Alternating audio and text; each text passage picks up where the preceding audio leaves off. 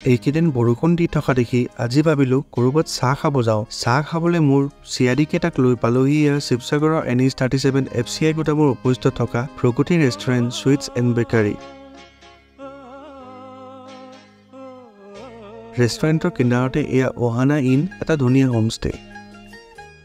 ৰেষ্টুৰেণ্টত সোমাই গৈ দেখা পালোঁ চকলেট আৰু ক'ল্ড ড্ৰিংকৰ ফ্ৰিজটো। ঠাণ্ডাকেইটা দেখি খাওঁ খাওঁ লাগিছিল, বাট আকৌ বেমাৰে ধৰে বুলি মই এটা নাখালোঁ।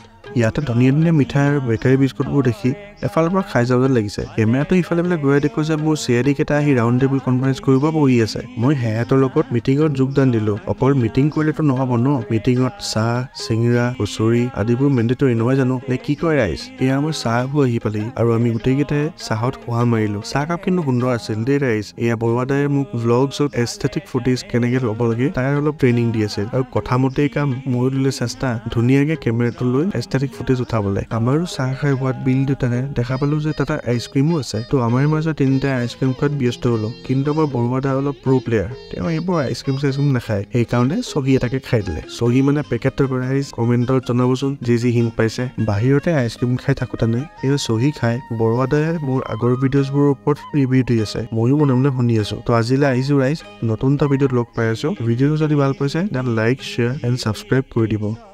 বাই।